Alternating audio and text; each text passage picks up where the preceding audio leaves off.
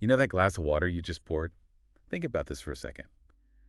There could be a whole unseen world swirling in there, microscopic particles. Hmm. Today, we're diving into that world specifically. Microplastics and nanoplastics, and, well, they're a surprising presence in our drinking water. Yeah, it's a topic that's really getting a lot of attention now, and it should be. Hmm. These tiny plastic bits, they're everywhere, really, a result of how much plastic we use, Hmm. and understanding what they might do to us, to our health, and, the environment. It's becoming critical. Right. It even ties into the big global goals, like the UN's Sustainable Development Goal for clean drinking water. So Hmm. it's a major issue. Absolutely. And to really get our heads around what's happening, we've dug into some pretty substantial research, a big systematic review. A really comprehensive one, yeah. They pulled together findings from 26 different water treatment plants, 26? Wow. Across how many countries? 12 countries. And they didn't just glance at a few studies, they analyzed 103 different pieces of research, Okay, 103. which boils down to 54 actual published articles. So a huge amount of data synthesized. That's Yeah. that's massive. So what's our mission with this deep dive then? Well, the goal is to really unpack how these treatment plants are actually coping with these tiny plastics right now. We want to look at how effective the different methods are, what works, what maybe doesn't work so well, Hmm. and importantly, where we still need more research. Where are the gaps in our knowledge? Okay, let's start right at the beginning. The journey of these plastics. Where do they even come from in the raw water? Well, the sources are pretty much linked to our plastic habits. Think packaging, clothes, shedding fibers, bits breaking off larger items out in the environment. Right, just daily life, basically. Exactly. It fragments, gets washed into rivers, lakes, groundwater, the Mhm. sources for our drinking water. And interestingly, wastewater treatment plants were initially thought of as a big source entering the environment. Yeah, makes sense. But the process within those plants, the churning and filtering, can actually break down larger plastics, especially fibers, into even smaller pieces. Oh, right. So the treatment itself might be creating smaller problems. Potentially, yes. These smaller fragments can then get passed on to the drinking water treatment stage. It's a key point. A process meant to clean things up might inadvertently be making some pollutants harder to catch later on because they're smaller. That's, yeah, that's something to think about. Definitely. And another thing, while we're focusing more on what goes into the drinking water plants, Uh-huh. there's actually surprisingly little research looking specifically at what happens inside the pipes, the distribution system that brings the treated water to your tap. Hmm. That's a bit of a blind spot we'll come back to. Okay, good point. So let's talk about what they are finding in the raw water coming into the plants. What kind of numbers are we looking at? The range is, well, it's incredibly wide. The review found concentrations anywhere from about half a particle per liter, 0.55 to be precise, right up to, get this, 6,614 particles per liter. 6,000 Per liter. per liter, yeah. And one study even measured it by mass, finding 93.2 micrograms per cubic meter. It just shows some water sources are relatively clean, others are dealing with a huge load. That variation is stark. What about the types of plastic? Is it mostly one kind or? It's the usual suspects, really, Yeah. reflecting what we produce the most globally. Polyethylene, PE think bags and films, polypropylene, PP containers, That's packaging. yogurt pots and stuff. Exactly. Then PET, your plastic bottles, polystyrene, PS styrofoam, polyamide, PA nylons, and PVC used in pipes and construction. So basically, the plastics we see everywhere are the ones ending up in the water. Pretty much, yes. It directly mirrors global production. And size-wise, are we talking mostly nanoplastics from the get-go or bigger pieces? The sizes found in the influent, the incoming water, range from 1 micrometer up to 5,000 micrometers, which is 5 millimeters. Yeah. But a very common range seems to be between 50 and 224 micrometers. Shape-wise, fibers are the most common thing they see, followed by fragments. Fibers, like from clothes. That's a major suspected source, yes. Laundry lint is a big contributor. As for color, there's less data, and weathering can change the appearance anyway, so it's harder to trace origins that way. Okay, so that's the raw water picture. How different is it when we look at tap water? Well, microplastics are found in tap water. Concentrations up to 440 particles per liter have been reported. Still quite a range, but lower than that 6,000 peak in raw water. Generally lower, yes. The types of plastic are often similar: PP, PE, PS, PET, PVC. But here's the twist we mentioned earlier. The pipes. Exactly. There's a real possibility that the distribution system itself is adding some plastics back in after treatment. The common size found in tap water tends to be slightly larger, often in the 83 to 400 micrometer range. Huh. Larger. Why would that be? It's not entirely clear yet. Maybe aggregation, maybe different types of sources within the pipes. Again, fragments and fibers are common. It tells us the treatment plants are doing something, but maybe not everything, and new sources might pop up later. Right. So the plants are definitely removing some, but it's not a perfect barrier. Let's get into how effective these treatments actually are. The review splits it into stages. That's right. Two main categories got roughly equal attention in the studies reviewed: coagulation-flocculation-sedimentation, or CFS, CFS, okay. and filtration. But let's start even earlier with the very first step: screening. Right, the basic sieve at the start. Exactly. It catches the big stuff, leaves, twigs, larger debris, and it does okay with larger microplastics, say 500 micrometers and up. Pretty good for 300, 500 too. But the smaller stuff. Yeah, below 300 micrometers, its removal ability really drops off. The suggestion is pretty straightforward. Use screens with smaller holes. Makes sense. Prevent them getting further into the system. Okay, now onto that CFS process, coagulation, flocculation, sedimentation. Sounds complex. It is a bit technical, but it's a core part of water treatment. Basically, you add chemicals, coagulants that make tiny suspended particles, including some microplastics, unstable. They lose their charge. So they start repelling each other. Precisely. Then flocculation is just gentle mixing to encourage these particles to bump into each other and stick together, forming larger, heavier clumps called flocks. Oh, okay. And then sedimentation is simply letting these heavier flocks settle down to the bottom so they can be removed. It's designed to get rid of general cloudiness, turbidity. But it catches microplastics, too. It can, yes. Yeah. But how well it works for microplastics, that's where it gets complicated. The effectiveness really varies. How much variation are we talking? A lot. Lab studies show removal anywhere from just 1% up to 100%. But in actual treatment plants, the range is even wilder, from negative 356%. Negative? How is that even possible? Fragmentation, the mixing involved, the shear forces can actually break down larger microplastics, especially those fibers we talked about, into smaller pieces. So you end up with more particles than you started with, just smaller ones. Exactly. So a process meant to remove can sometimes, paradoxically, increase the number of tiny particles. It's a really important finding. Wow. That's quite counterintuitive. What about the chemicals used, the coagulants? Does that make a difference? It does. Traditional ones are inorganic salts, like aluminum sulfate or synthetic polymers, but there's growing interest in natural coagulants. Natural? Like what? Things derived from starch or chitosan that comes from shrimp shells, or even cellulose and lignin from plants. They could be more environmentally friendly options. Are they effective? They show promise, definitely. Some studies report good removal, especially maybe in combination with the traditional ones. They work by neutralizing the plastic surface charge and also kind of building bridges between particles. Okay. But there are hurdles, extracting them efficiently, getting enough raw material, and how well they work can depend a lot on the specific water quality. And the dose. Does using more coagulant always mean better removal? You'd think so, but it's not always clear-cut. The optimal dose really depends on the type of plastic, the coagulant, the water chemistry. It's complex. Some research suggests higher doses help if charge neutralization isn't the main thing happening.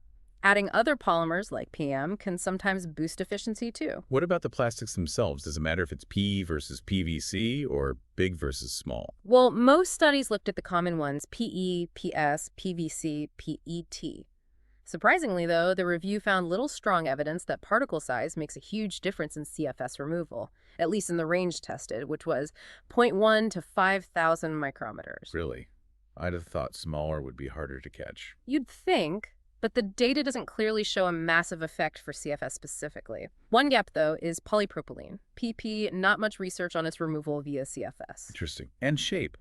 Fibers versus fragments. Shape is thought to be important, yeah. Affects surface area, how it interacts. But again, most lab studies use nice, convenient spheres or fragments. Very little work has been done on fibers and CFS, just one study mentioned. And you mentioned weathered plastics might behave differently, like plastics that have been out in the sun and water for a while.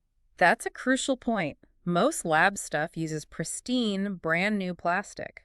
But real-world plastic is weathered. One study did compare and found weathered PE was removed better than pristine PE. Why would that be? Probably because weathering roughens the surface, increases the area, and creates new chemical groups on the surface from oxidation. These give the coagulants more to grab onto. Makes sense. And the water itself. Does muddy water help or hinder? What about pH? Absolutely, water characteristics matter. Higher turbidity, meaning more suspended stuff already in the water, can actually help MP removal in CFS. No. The microplastics can get kind of swept up and trapped within the larger flocks that form to remove that general turbidity. pH is also key. It affects the surface charge of both the plastic and the coagulant, influencing how well they stick together. The ideal pH varies. And natural organic matter, NOM stuff like humic acids from decaying plants that can have mixed effects. Sometimes it helps, sometimes it hinders, depending on the coagulant and how much NOM there is. Okay, so CFS is definitely complex, lots of variables, even that risk of making things smaller. What about dissolved air flotation? DAF, you mentioned that as an alternative. Right, DAF. It's particularly useful for plastics that are less dense than water and want to float anyway. How does it work? You dissolve air into the water under pressure, then release the pressure. Tiny bubbles form and attach to particles, including microplastics, lifting them to the surface. Then you just skim them off. Like foam flotation. Pretty much. And the review notes that if you add coagulants first, a process sometimes called posi-DAF, it can potentially get near 100% removal for MPs bigger than 15 micrometers. Okay. But there's just not a lot of research specifically on DAF for microplastics in drinking water treatment yet. Shows promise, but needs more study. Okay. Now, all this stuff being removed, the flocks from CFS, the scum from DAF, it has to go somewhere. It ends up in the sludge, right? Exactly. Water treatment sludge, WTS, becomes a sink for these captured microplastics. And the concentrations found there are, again, highly variable, from basically none detected up to a massive 86,000 particles per gram of dry sludge reported in one UK study. 86,000 per gram, that's intense. It is. The common plastics found in sludge are PE, PET, and PP. A German study looked closely at one plant's sludge. They found mostly PE, sizes mainly 50-500 micrometers, mostly fragments. Interestingly, the number of MPs in the sludge wasn't significantly different from the raw water, suggesting the plant was effectively trapping them there. So the sludge is concentrating them. Yes. Another study in Thailand found lower levels but concentrated in a smaller size range. A Spanish study found lots of fibers in their sludge, and they actually saw a link. Higher fiber content in the sludge correlated with better removal from the final water. That makes sense. It does, but it all points to a big issue. Okay. What do we do with this contaminated sludge, especially if people want to use it as fertilizer or something? We need better sludge management plans that account for microplastics. Definitely a downstream problem that needs tackling. Okay, let's move to filtration, the other major removal category. Conventional filters for sand, gravel, activated carbon. Right, conventional filtration. It's basically passing the water through layers of media sand, maybe anthracite coal, activated carbon to physically strain out remaining particles. How well does that work for microplastics? Particle size is really important here, though the results are a bit mixed across studies. Some report very high removal, even up to 100%, especially if it comes after CFS. But others show it's less effective for smaller particles, like maybe 10, 20 micrometers, and it can struggle with microfibers smaller than 45 micrometers. Generally, it seems pretty good for MPs bigger than 100 micrometers. Oh, what about the really tiny stuff, nanoplastics? Can sand filters catch those? Research suggests slow sand filtration can be quite good, especially once biofilms, layers of microbes develop on the sand grains. Biofilms help. Yes, they seem to add an extra sticky layer that helps trap nanoparticles. Flow rate and filter depth also matter. Granular activated carbon, GAC, often performs even better than sand for NPs. Why GA? It's more porous, has a huge internal surface area, so it doesn't just filter, it also absorbs particles onto its surface. And adding coagulants before sand filtration can also significantly boost nanoplastic removal. So these conventional filters can be effective, but there are nuances.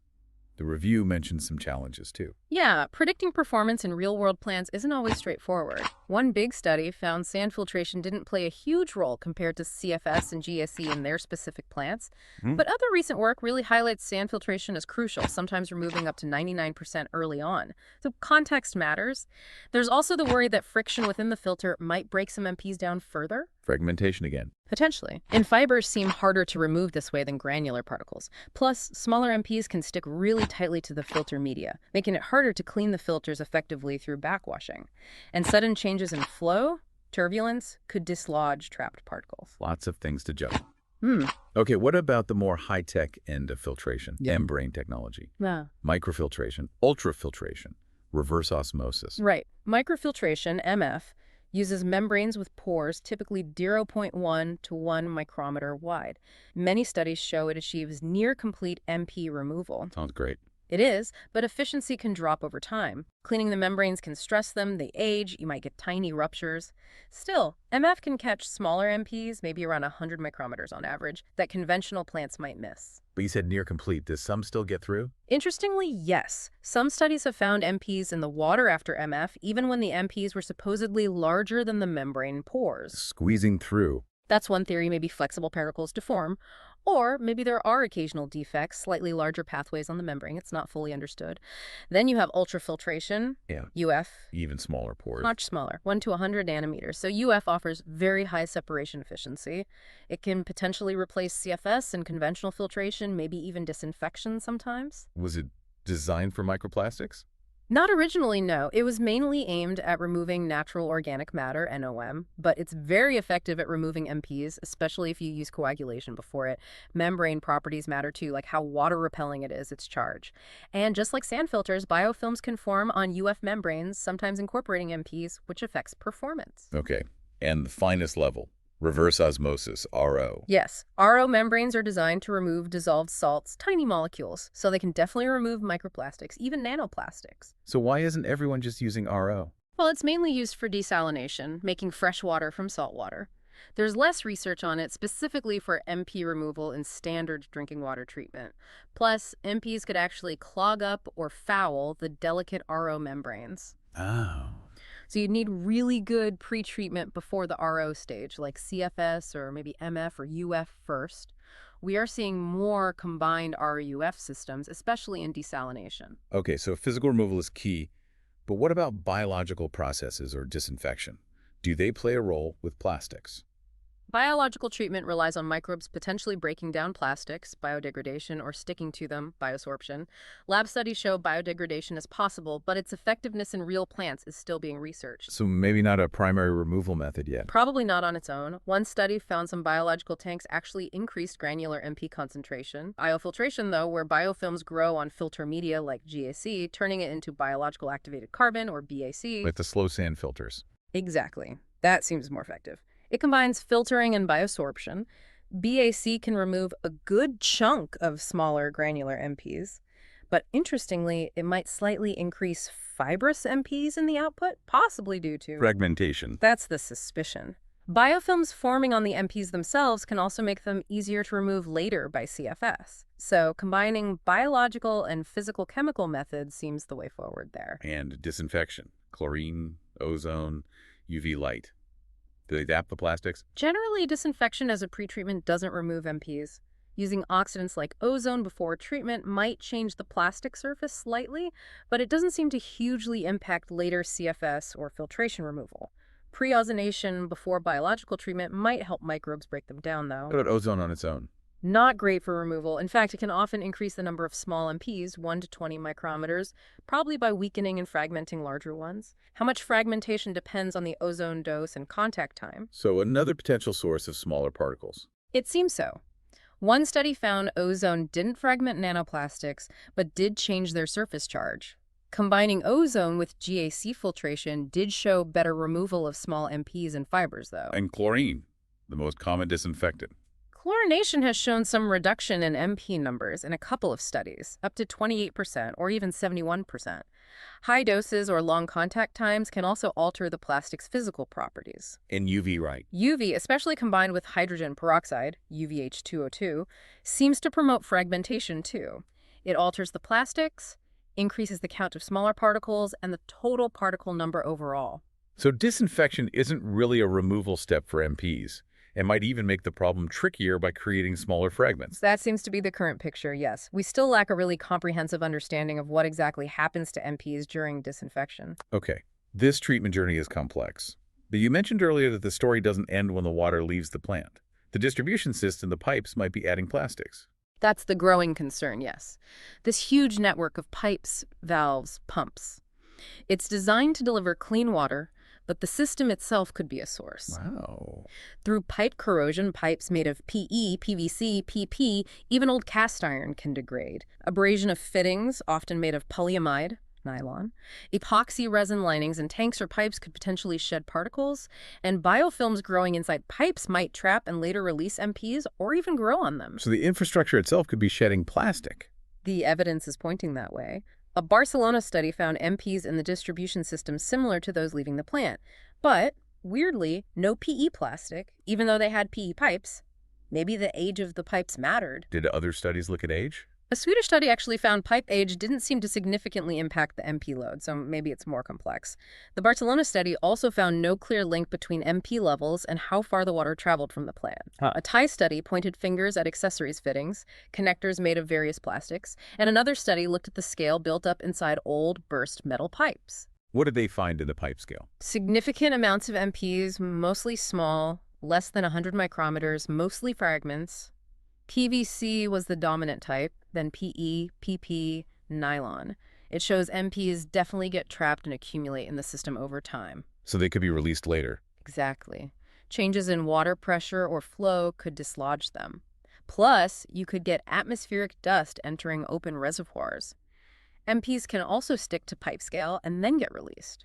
Some initial lab tests even showed old PE pipes could release fibers and fragments, though they weren't found in the final tap water in that specific case. So it's clear we need more research on the pipes themselves as a source. Absolutely. It's a critical piece of the puzzle to understand what's actually coming out of our taps. Which brings us right there. What are we finding in tap water globally? Well, we know MPs are there, but getting a clear global picture is hard because everyone uses slightly different methods for finding and counting them.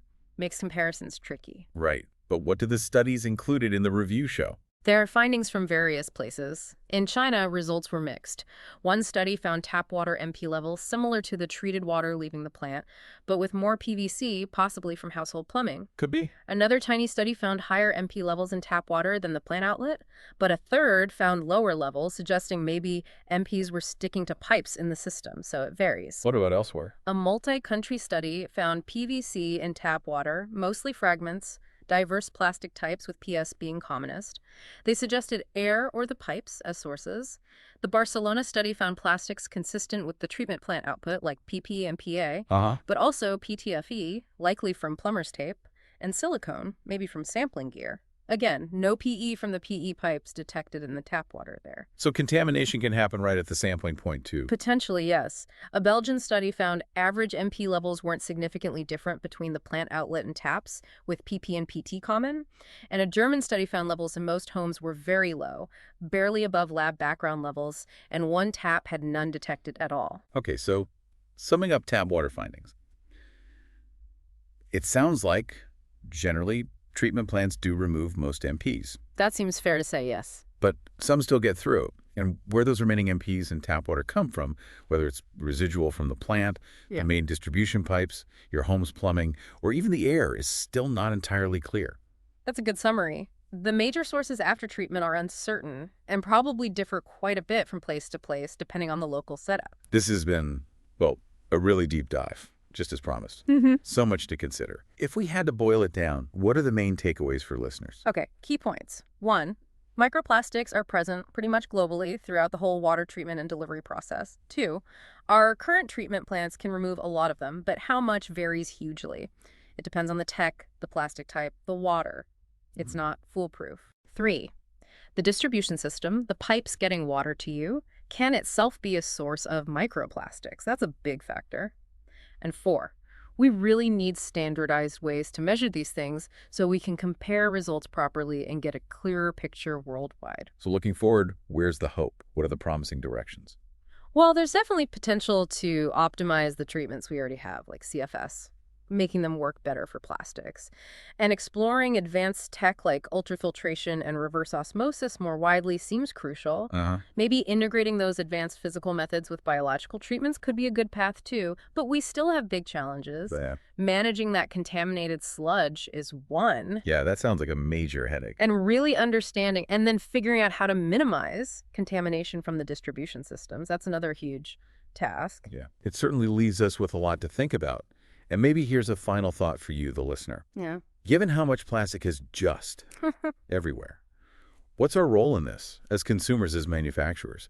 How much responsibility do we have to cut down plastic pollution at the source before it even gets near a river or a treatment plant. Mm-hmm. If we could reduce the load going in, it would certainly help those plants out. Yeah. What other questions does this raise for you about what might be unseen in your own glass of water?